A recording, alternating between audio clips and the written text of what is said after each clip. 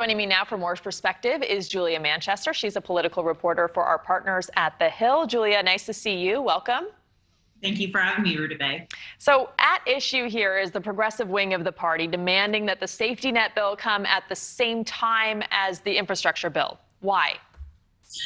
They want to make sure that this infrastructure bill doesn't get passed first, and then you have moderate Democrats essentially changing that $3.5 trillion reconciliation bill or not passing it along. They essentially want to make a deal to make sure that that bipartisan infrastructure bill, which was passed in the Senate earlier this summer and has a lot of support from moderate Democrats, they keep their end of the bargain while progressives get their end of the bargain with this $3.5 trillion bill.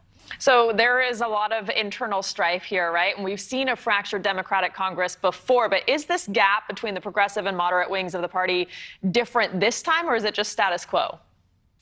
I think it's a little bit of both. Look, we've seen this before. However, this is under a Democratic president, which who has had a lot of experience working in Congress, has had a lot of experience deal making. And I think we saw Joe Biden very much campaign on being able to reach across the aisle. But he really has his work cut out for him when it comes to trying to get both sides of his party together on this. Look, the stakes for Joe Biden are very high right now.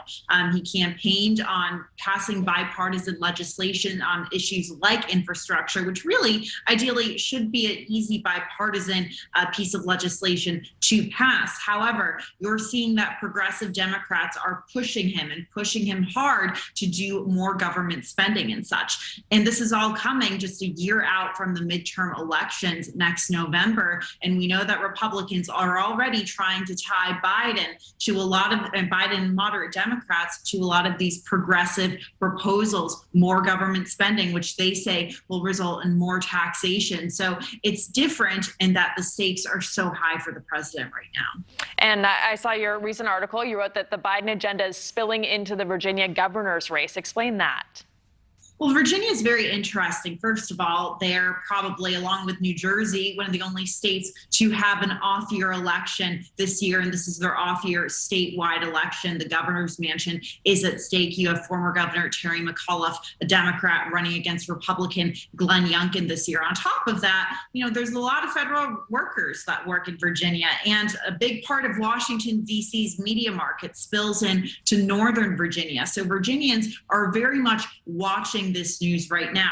Now, at the beginning of the summer, you saw Terry McAuliffe very much pushing Joe Biden's Build Back Better agenda, really much citing that American Rescue Package. We even saw Joe Biden campaign alongside with Terry McAuliffe back in July. However, these past two gubernatorial debates where you've seen Youngkin and McAuliffe come head to head, McAuliffe hasn't brought up President Biden's name once, and you see Youngkin continuing to hit President Biden on the Afghanistan withdrawal, raising taxes, and the issues on Capitol Hill. So it'll be interesting to see if Youngkin, a Republican, and other Republicans in Virginia are able to tie a federal issue to a statewide race this year.